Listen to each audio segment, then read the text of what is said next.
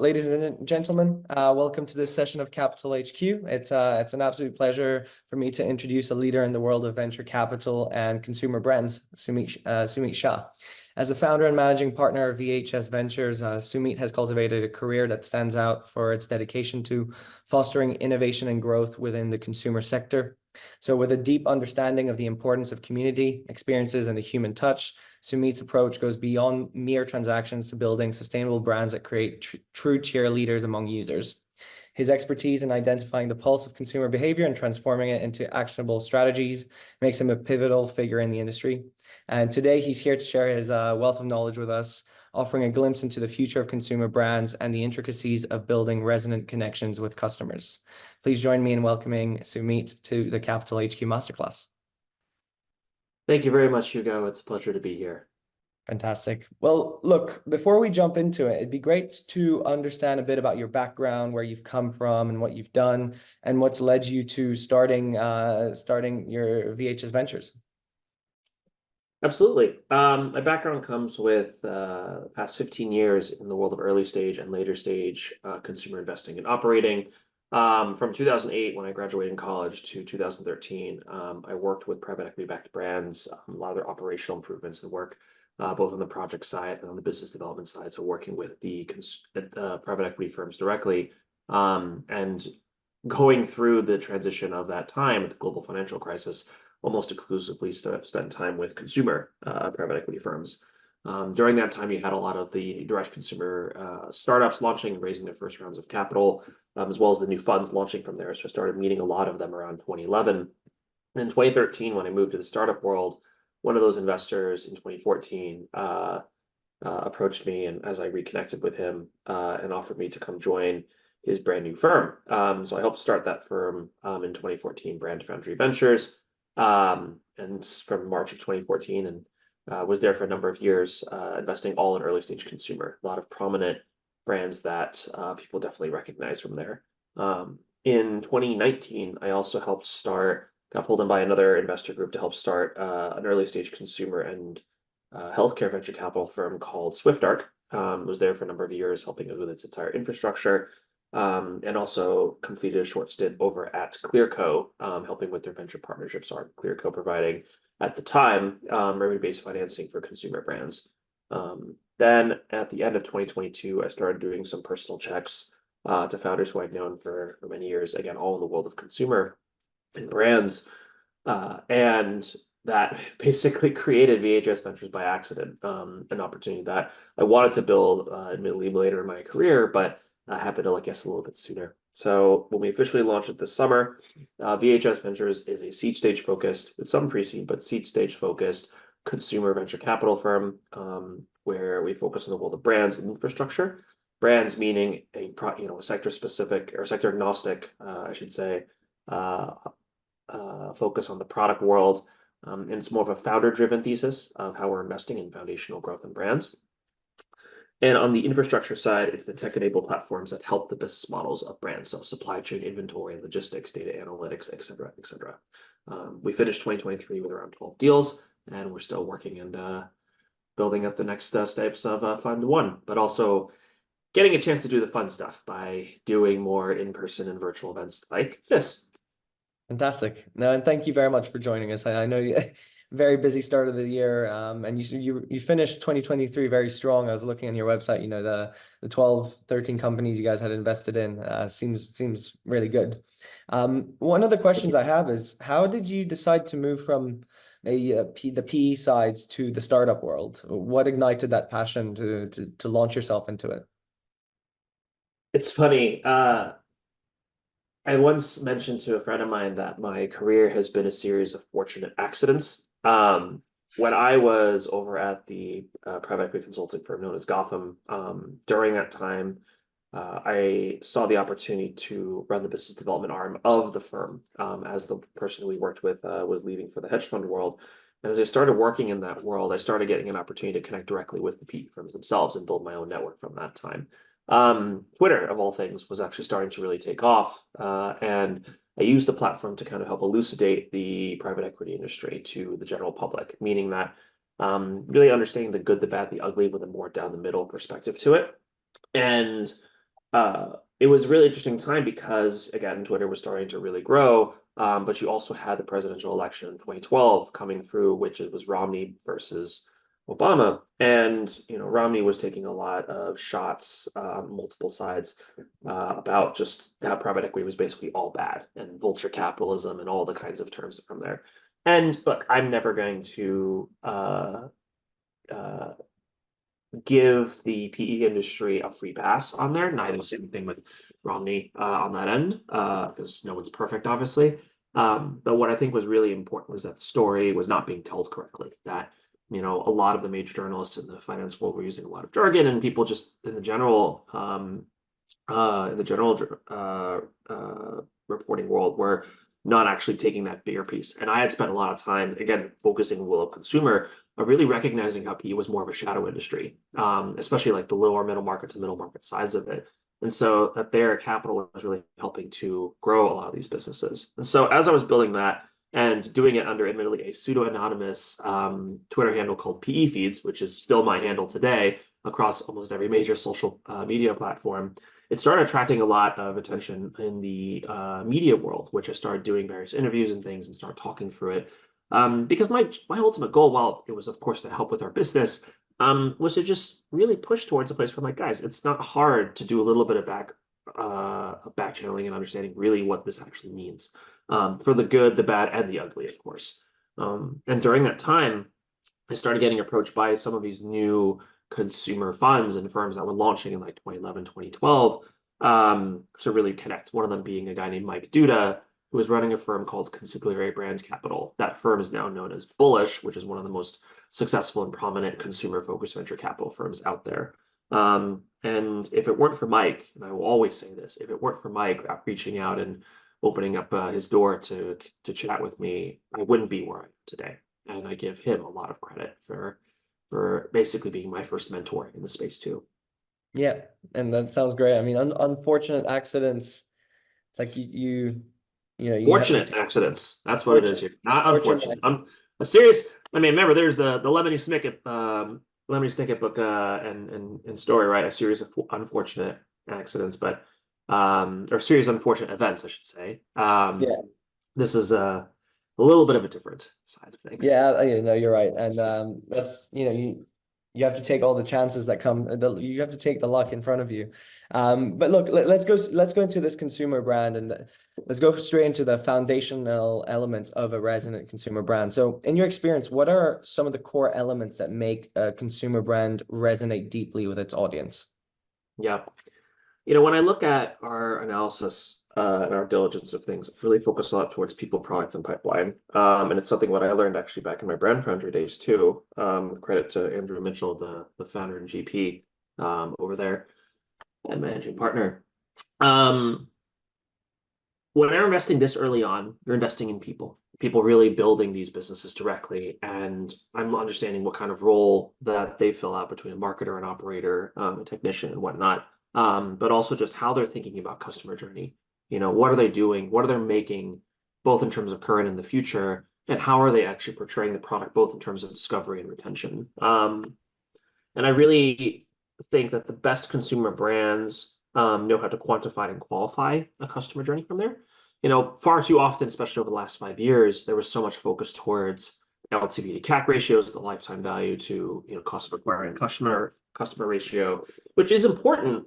But the problem is that that's all focused towards marketing. And if you don't really identify your brand and recognize your brand, if it's a product or it's manufacturing products, and we'll stick with brands for now, versus infrastructure startups, if you don't recognize like what kind of product you're selling, is it a product that it becomes a necessity type thing where you're getting a consistent reorder and a consistent return rate, return customer ratio, versus one that you're not going to be purchasing a significant period of time. Let's call it a mattress, for example.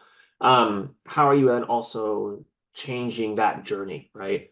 How are you leaning on your customers on more as customers versus ambassadors and vice versa? Like it's again that level of balancing a quantification and a quantification by sales and qualification by ambassadorship. And so the most general way for me to describe about like understanding foundational growth is that consistent evolution that I'm expecting founders to really understand and grow their businesses with. And there are ways that we do it internally with our own models, whether it's doing everything between liquidity ratio analysis, sensitivity analysis on the financial side of things, and really just finding ways to break the model from there, but also looking for the different X factors of the people themselves who are building these businesses. Like, are you coming from this space directly? Have you done just a crazy amount of homework and done a lot of deeper research to it, right? Do you have people within your advisory board who aren't just advisors in name only, they actually are dedicated to the space?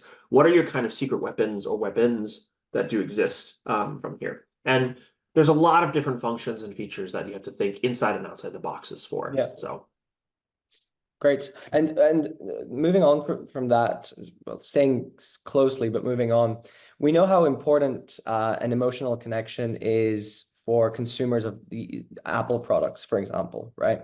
But how important is establishing an emotional connection with customers in an early stage of a brand's development? Is that as important as, for example, what you were saying, quantifying and qualifying, or would you put that more important, the same, or less important in that regards?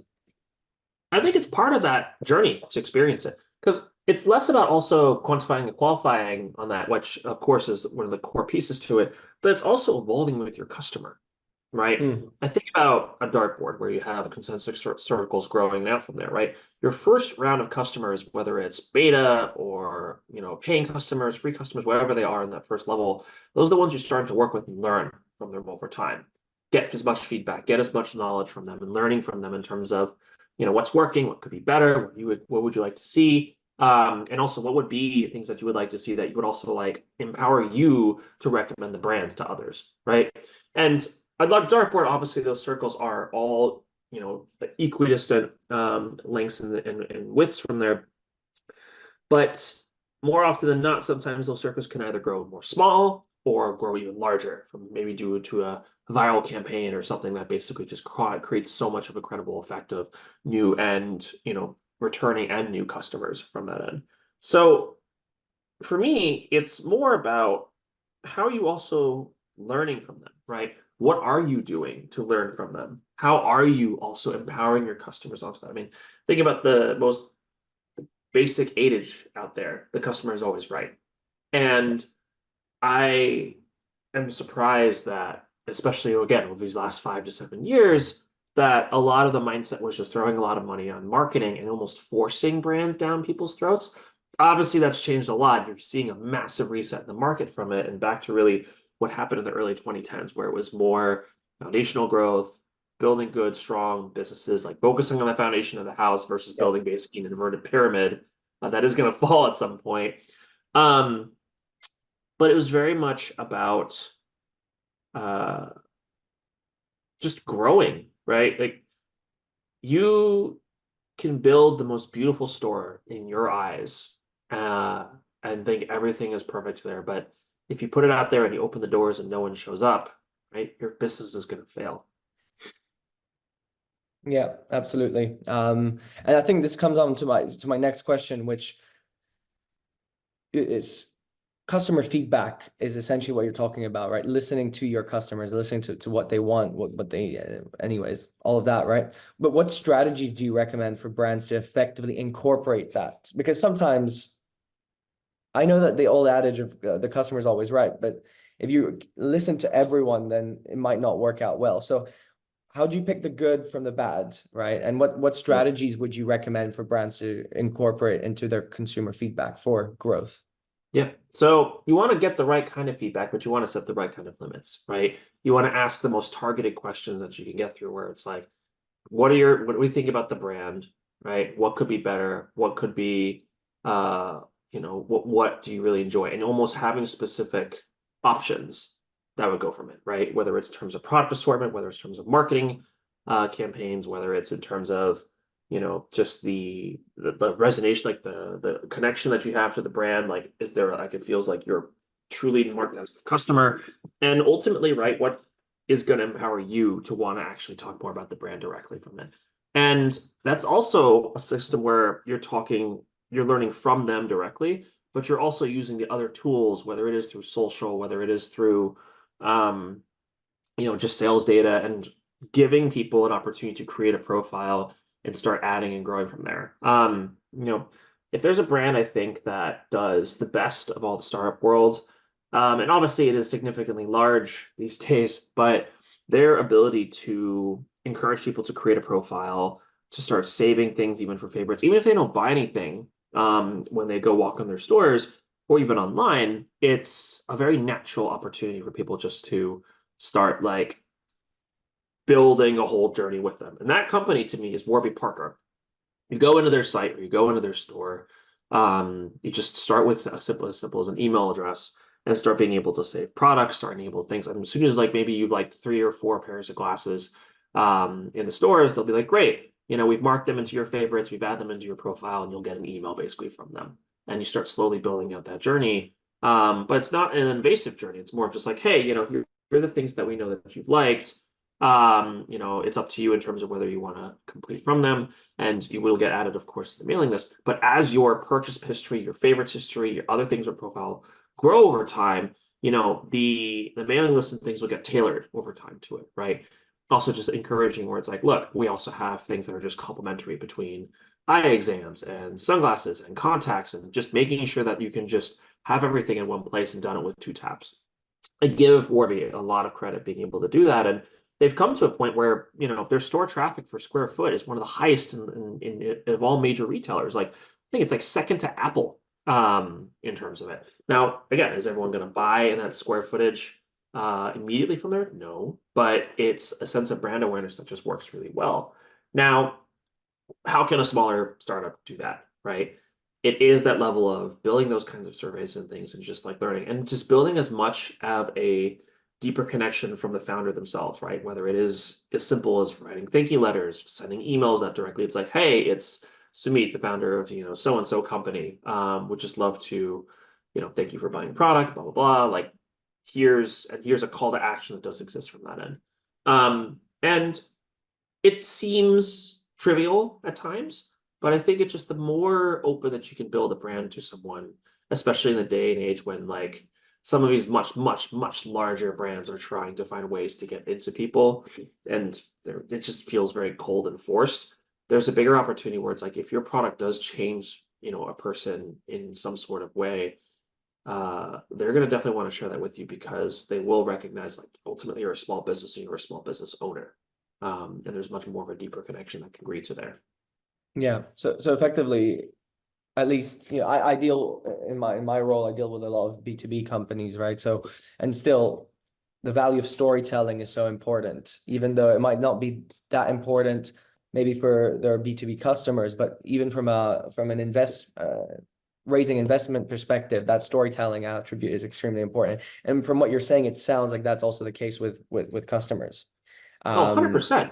But also because you focus on B2B, that doesn't mean Yeah, customer service and customer experience, right, can't be thrown on the wayside. I think that's actually an issue that many B2B founders and investors, but especially founders, seem to forget. I mean, I take Slack, for example. Technically, Slack is a B2B company, right? It's a messaging platform and communications platform for major businesses. And if you're not post-contract, let's say NASA, for example, if you're not consistently checking in and making sure that they're actually enjoying the product and utilizing the product from there, and if they run into issues and you're actually handling the feedback, handling the issues, and versus just like writing it off as a contract, there's a higher propensity for abandonment, and from that abandonment could lead to either the canceling of the contract prematurely or just not renewing it whatsoever. And that, yes, storytelling and that experience, of course, to land customers and close contracts is important, but it's always that post-contract experience that also matters. And I think that's why I in the past I've had B2B investors and founders being like, I mean, I could never do consumer. Like people are just so volatile and consumer trend lines and everything are just so hard to track. And I'm like, yeah, it's true, but that doesn't mean it doesn't exist in your business as well, right? And if you're just relying on like getting a bunch of contracts and you're just kind of locking it as a quantitative perspective, you're forgetting the qualitative side of things because they're again, these customers are growing with you. absolutely. And coming to the because B2B and B2C, I think A lot, I reckon, I don't know, right? But I think B2B founders, a lot of them think that the B2C market is extremely saturated, right? So I think that's something I want to get on to with you. And so in a market saturated with new brands and products all the time, what advice do you have for brands to capture those in that initial consumer attention?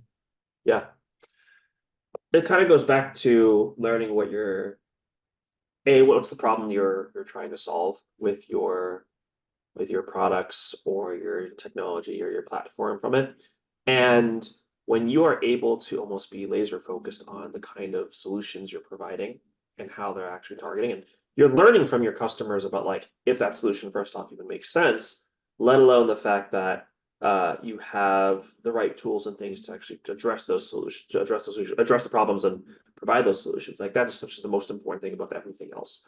Because from there, right, that first wave, that first circle of customers will help you determine, right, potential or current if you're going in that right direction from there. And as you're building those pieces to it, especially again, just focusing on the world of brands, you also have to come to the terms that you're not going to be really taking significant market share with your business, right? That the competitive dynamics that exist within your industry, recognizing ultimately like if the bigger players are going to use you as a tool to learn and to evolve quickly. Like in the early 2010s, when the Warby Parkers of the world came out against the Luxotticas of the world, or that the Harrys came out against the Gillettes of the world, they had the ability to build business models in spaces that were very acceptable and very like highly excitable by consumers. And a lot of these major companies were caught off guard, and for them to innovate and evolve from there was almost like the equivalent of turning around an aircraft carrier.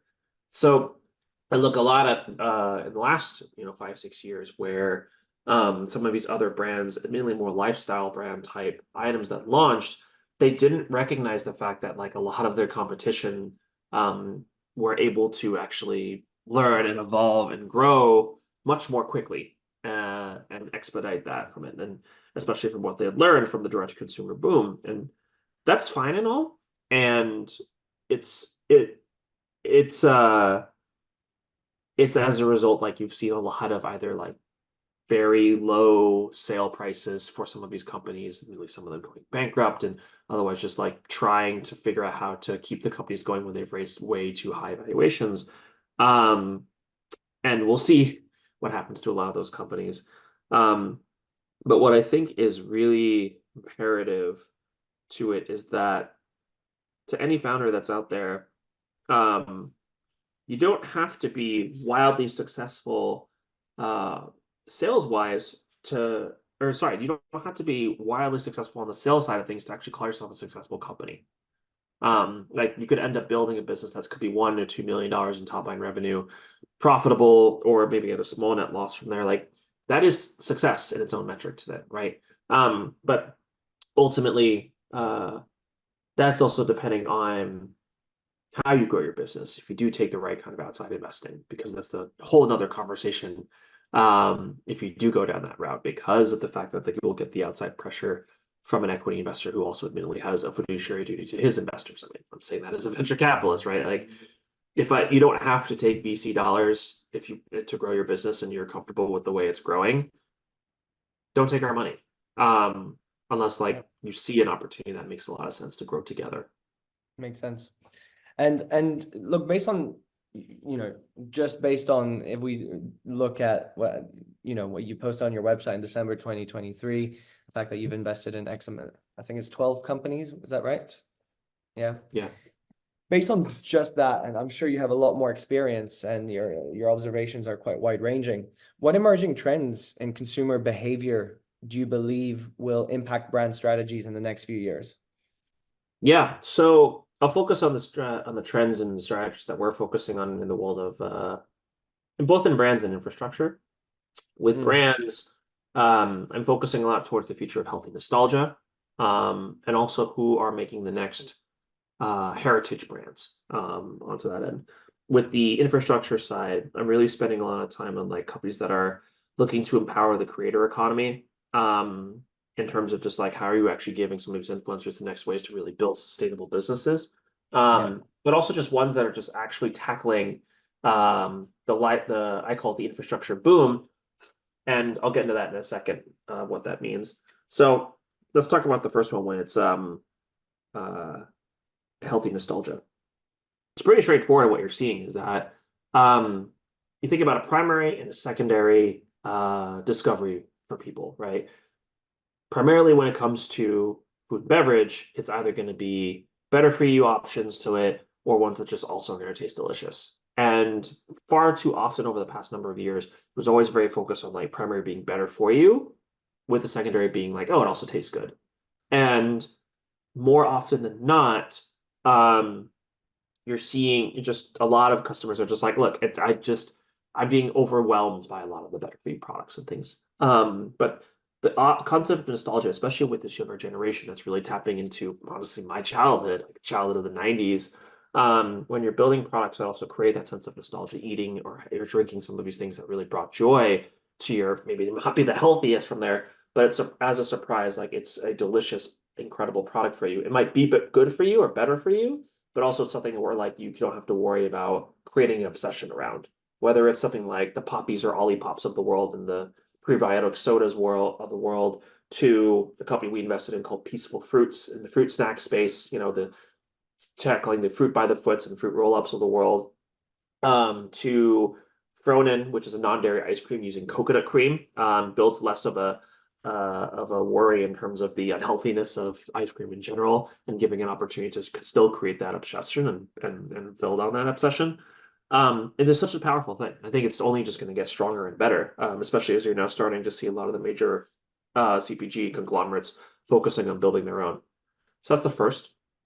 Second, when it comes to heritage brands, but thinking about a brand that's really having a 20 to 30 year both sales and ambassadorship life cycle for people.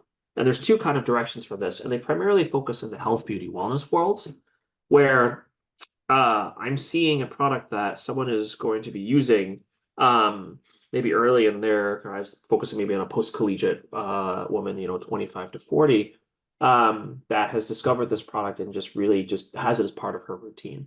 And this is something where you expect her to use, she's going to be using for the next, again, 20, 30 years. So that's one. And the other is I call it a multi-generational opportunity. So one product I'm looking at in the hair care space, it is primarily focused on that post-collegiate woman, both in terms of for travel, for fitness purposes, for medical purposes, in terms of post-procedure, post-operation, but is also a product that they can see as these women become mothers, and they have daughters where they can use it for their daughter's hair as well. And that's something where just, again, it's a multi-generational perspective where it's like a natural tie-on. And as that young kid grows, that she also potentially will be a future customer consistently from it and just keeps growing on from there. So that's the two. Going to the infrastructure side on the creator economy, empowering from them is you've got incredible influencers that are building just their own personal brands to it, right? And the fact that even younger generations want to be an influencer as a job, and it's obviously incredibly unsustainable right now, right? Like you think about affiliate revenue, which is unsustainable for actually building a real life and future from there. It's a nice side gig, but it's not sustainable from it. And then you have various equity partnerships that have existed for some companies, but that is also admittedly not sustainable because not everyone is also on the same page. And so it's more like, why can't you build the infrastructure between supply chain manufacturing, full like start to finish round of services for some of these influencers, especially if they've focused in spaces or like part of their product line or category or sector is just part of their calling card per se. And so how are you seeing companies that are just building all those as well? So product studios that are focusing on like the home goods or CPG or food and beverage walls from there, I'm always keeping an eye out for. We invest, we're looking at one of them right now, and closing on it. So there's that. And then trying to remember what right. Thank you. So I talked about that there's a direct-to-consumer boom in the early 2010s. In the late 2010s, you had this lifestyle brand boom where you had a lot of unsophisticated investors in consumer coming in and kind of pushing money towards marketing, throwing on the wall, seeing what sticks. And both of these booms were really focused towards tackling antiquated industries, antiquated sectors and spaces. And in the direct consumer boom, the antiquated industries took quite some time to evolve. In the lifestyle brand boom, most of those competitions like evolved very quickly. In infrastructure, when you ask, a lot of major consumer brands, or even smaller ones, they run into such walls where it comes to selling in retail, managing their whole business model strategy, supply chain inventory, logistics, etc., dealing with just like very expensive options or brokers and just general walls that they have to like come over and cross or like pay to play almost. And so you're starting to see more of these tech-enabled platforms that are tackling these things and making just more affordable and sustainable and scalable options for these brands. Whether it's a company that's helping consumer brands to find offline retailers or find the right retail opportunities and get same-store sales, a company we invest in. Another one that's focusing on building out a massive third-party logistics network for all kinds of brands, including perishable, if you sell on Amazon. So truly giving a real reason to sell on Amazon, company we're looking at. Companies that are focusing on the world of consumer insights, looking at competitive dynamics from there as well, just like giving these different tools that are helping them grow and exist from that platform. So, it's very much admittedly stream by stream that you're seeing. And those are really the four that we're at least focusing on for the VHS side of things. Again, two within infrastructure and two within brands. You said that's the four that you are focusing on. Those are four big categories to focus on. So best of luck with those as well. And look, I've picked out a couple things here. First of all, when it comes to that creator economy, right? So I want to understand what your thoughts are on the evolving role of influencer marketing in building and sustaining brand resonance, right? Yeah. What are your thoughts on that? Where do you see it going? As you said, some of it's unsustainable in terms of, I think I read a report recently where the majority, not the majority, but the largest group of people coming into university, the top one is wanting to become an influencer, right? Yeah. So how, first of all, do you make it sustainable, in your opinion? And how do brands use that for brand resonance? Yeah. To make it sustainable, you have to find businesses that actually care about the power of influencer marketing, because there's two sides to it, right? It's building the right brands that actually are giving some of these influencers like, look, you want to take this as a full-time opportunity. Either you can work with us to find marketplaces of brands that you want to sponsor and work through there as well. And there are a lot of great companies that focus on that. Or you build the whole tools where it's like, if you want to actually launch a product, you can work with us to grow and build those over time. Now, that's also a relationship-driven business on it, meaning that, let's say you're a product studio that builds out everything in the home goods world, and influencer X has been really a big person within the space and is like ready to launch her own line of products. Like, great, partner with this business and you work with us, but our contract first starts for the first year. It's like, great, we can launch a few kind of products, and you also have to focus on, using your marketing tools and everything to sell it from there. Like, we'll help with the first levels of pieces to make sure to get you off that ground and help make sure that we'll cover some of those things. And if the relationship's good, right, and if it's sustainable in terms of like it creates great sales and creates great prominence and something that they're actually also dedicated to versus just like, oh, I want to do this on the side, if that kind of relationship is that sustainable, it's great. That becomes a long term. If it's not, then it's an opportunity to amicably end the relationship from there.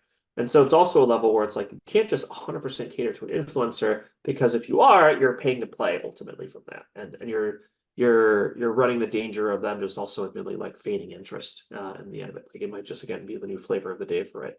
And it's not against these, it's not to say that I'm against the influencers that are focusing on it. It's more to be the right business minds, right?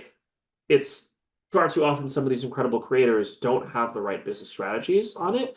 And it's that kind of just relationship and connection and bond that needs to exist ultimately from there. And it's also, right, going back to influencers directly, where it's like, you have to recognize and be realistic about how difficult and unsustainable in general the opportunity to doing it as a career is. I mean, there's a data point that I read a while back that I think it was like 35 to 40% of YouTube influencers live below the poverty line. And it's one of those pieces where it's just like, look, all for it if you want to try and test this out. But as my parents raised me on this, is you don't half-ass anything. If you truly are passionate about something, like spend the time. If you've lost the passion, break apart. Like stop, like just kind of dawdling and dilly-dallying into it. So I think Yeah, it's all relationship driven to make it. Like you truly are dedicated to this space. That's great. And the partners that can also help you grow, you'll find them and they're continuing to grow and rise. And I'm looking for those to admittedly invest in. But it's also that kind of relationship that has to be a two-way street. absolutely. I think, coming to one of your points about you have to want it, you have to work for it. I think we live in such a world, at least our younger generations, where you're fed content of this is quick ways to make money, right? I know it's happened throughout history, but I think right now it's such a because of social media, because of all of this. But then you look at people who are really making it. At least one example is Mr. Beast on YouTube, right? He's been doing this for 14 years and he only made his first million about 3 years ago. Stuff like that. It's he spent 11 years working at this. But anyways, look, with regards to strategies for brand resonance in a promiscuous market, and I'll get to what I mean by that. So in an era where consumers, especially Gen Zs and millennials, are increasingly open to trying new brands, what Mhm. strategies do you believe are most effective for brands to resonate deeply with their audience beyond the product itself? Yeah. So I give a lot of credit to Gen Z and Gen Alpha in that because they're so digitally connected, basically born with smartphones in their hands, that they are also not just, of course, open to trying new brands, they're also doing a lot of their own research from there. Now, admittedly, there's a lot of misinformation that exists in this current state and age, but they're getting a lot of their information from the world of social, primarily from the TikToks and Instagram reels of the world.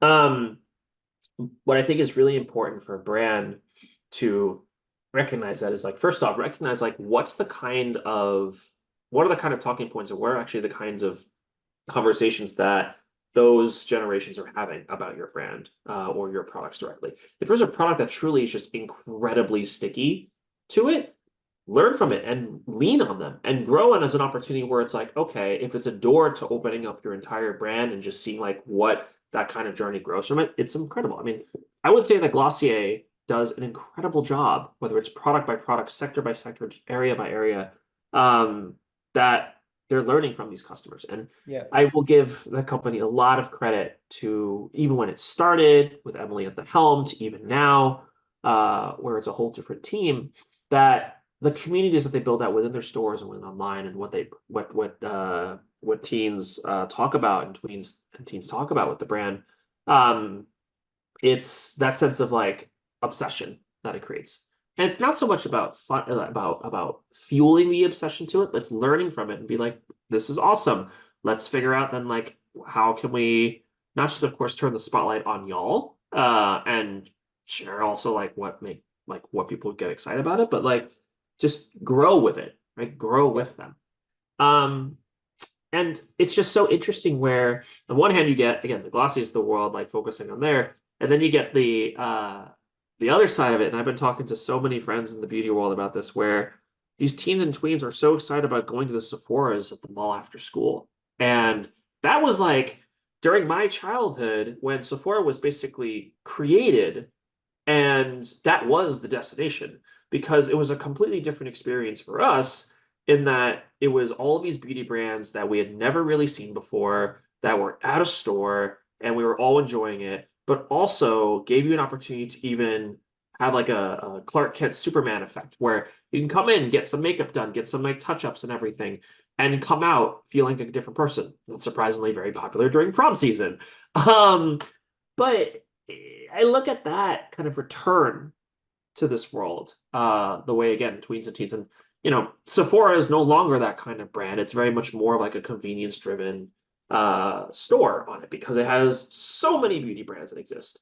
But I also see them at they're evolving. Like we have to make sure we're getting the right new brands that they want to see offline and being able to enjoy and take on, um, the roads of the world, the ceremonias of the world, um, and selling them in our stores, but also having it as part of their experiences again for makeup and Yeah. community events and whatnot.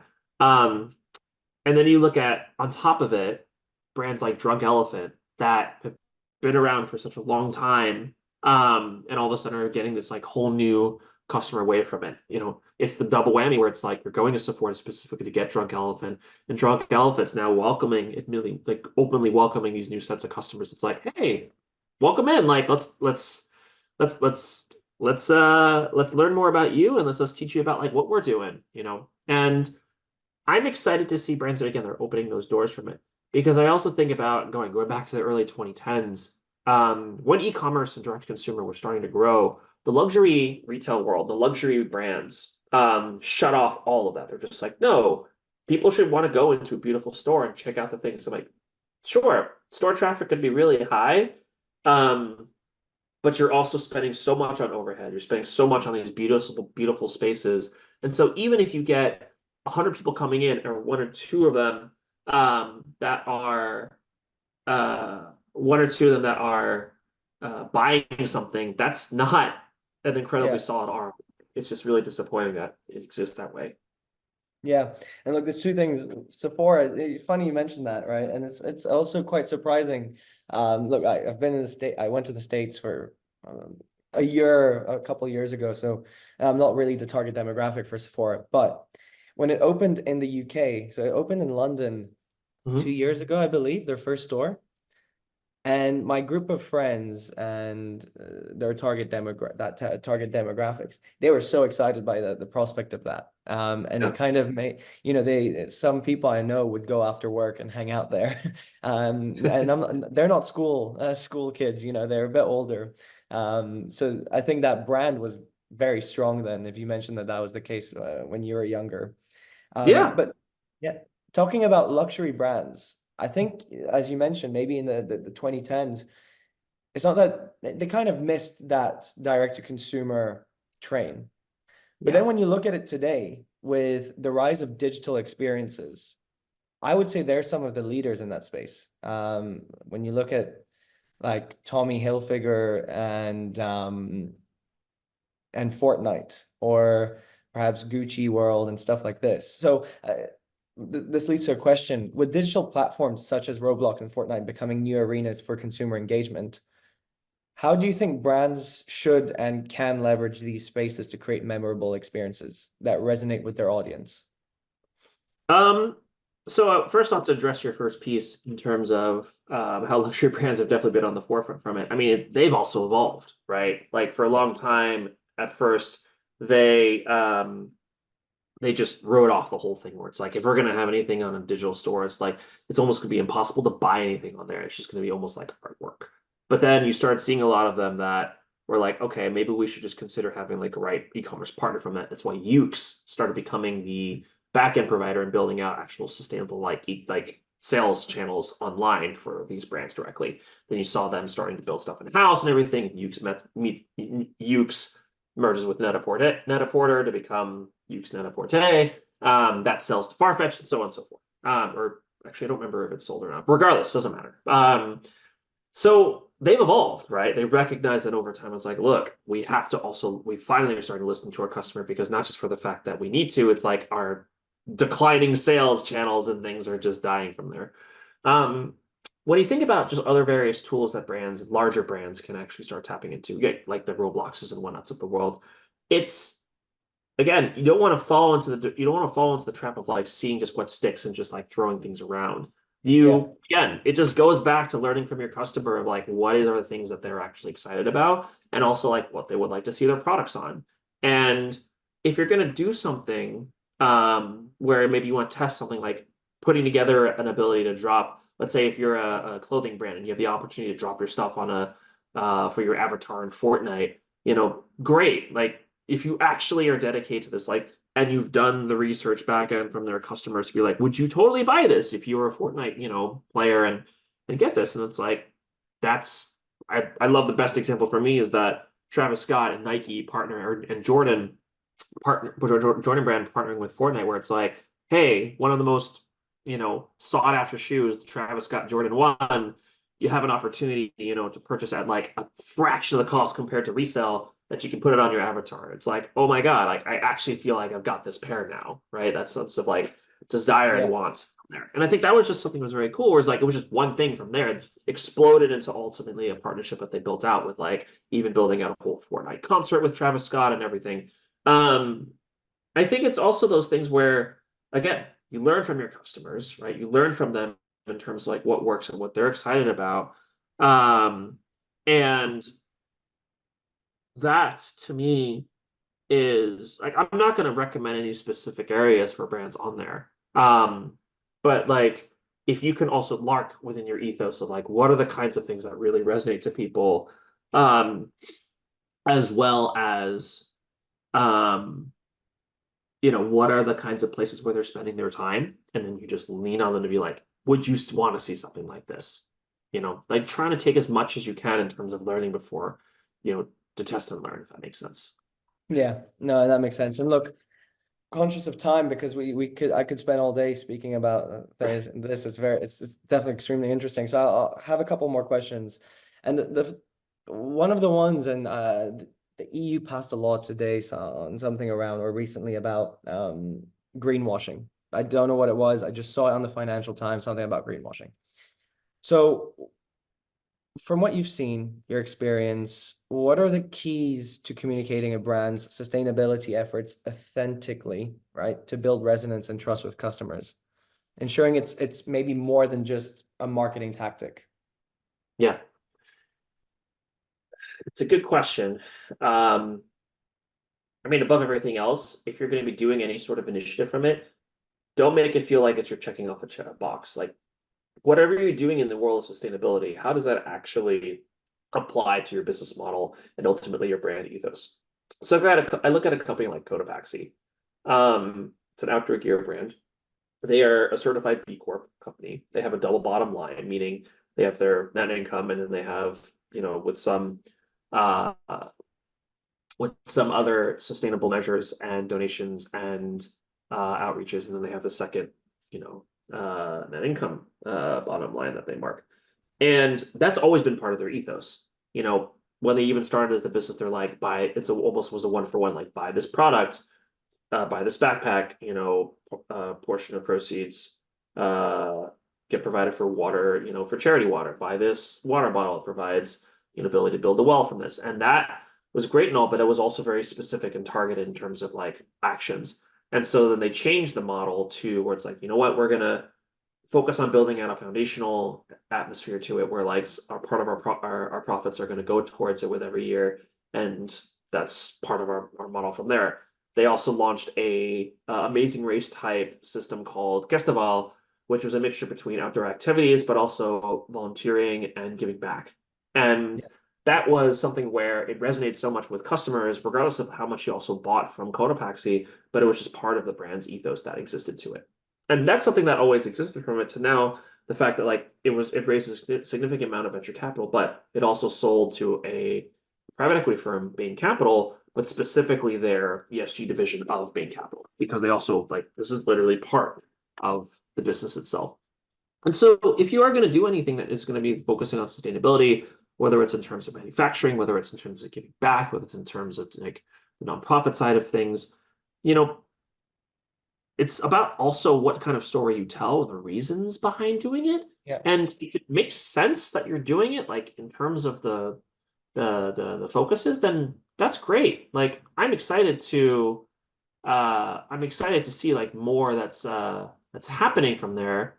But you know, people are very aware as to cutting through the BS of companies, and like maybe it's just like again they're trying to score a couple points, and maybe it's something that they could be easily just launched from it. Like customers are going to press on you on there too, and so I care very deeply about making sure it actually, um, I guess it really means it's genuine, it's authentic, and I hate Yeah. that authenticity is kind of thrown around like a buzzword, but it's still so important. Like you have to take that time. And make sure that what you're doing actually like truly resonates with people. So Absolutely.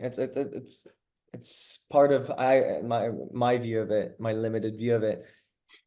It's part of building a brand, right? And a brand building exercise does not take a day. It's not just a marketing post you put out. It yeah, needs to be your ethos and it needs to be how you operate. At yeah, least that's how I see it.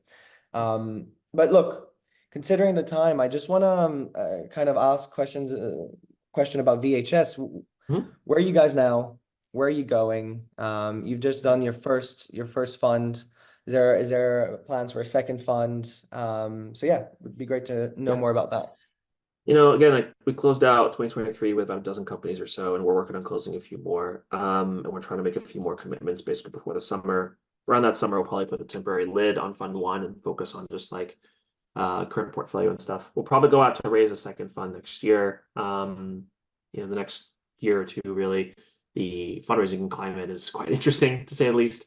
But what I'm just really excited about is this is a very full circle moment for me. I'd always wanted to build something of my own in this space, especially after spending so much time helping others and contributing to just creating these incredible organizations and helping them grow, uh, and going through the best and worst of times with them.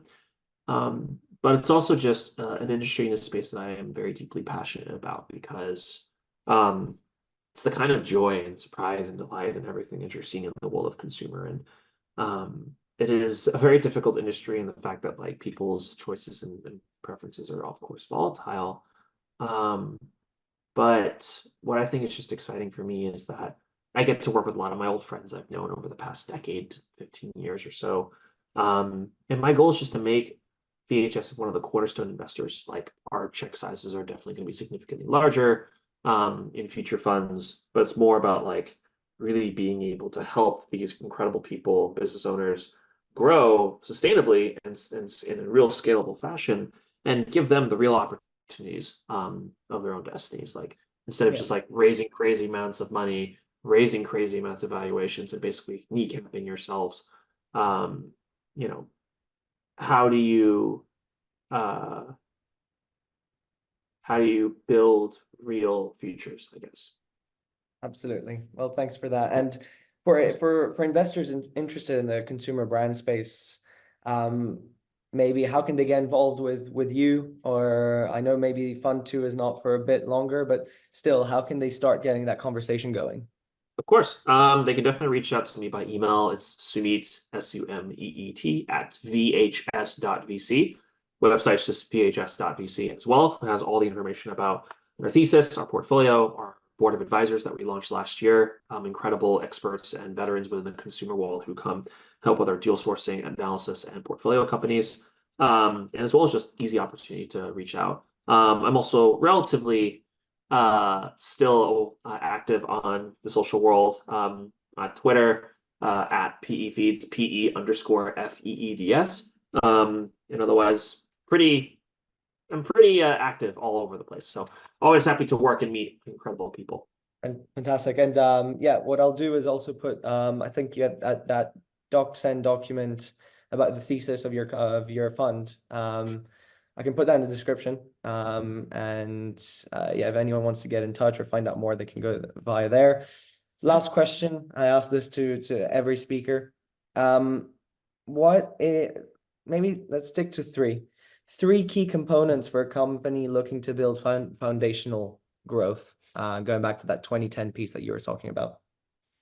Yeah. Uh, Growing with your customers, um, consistently keeping your periscope up, like you're building your business and you're almost having a periscope in a submarine up. So what you're doing with your business, that you're also keeping an eye out in terms of it makes the most sense. Um, and a level of eternal curiosity. You're keeping an eye out of what's going on with the trends, not just, of course, within your business in the sector, but just in general. Like those are the kinds of people to me that are the most successful kinds of leaders. I love it. Well, look, Sumit, it's been an absolute pleasure. Thank you very much for joining us today. Thank you so much, Hugo. It's been a pleasure.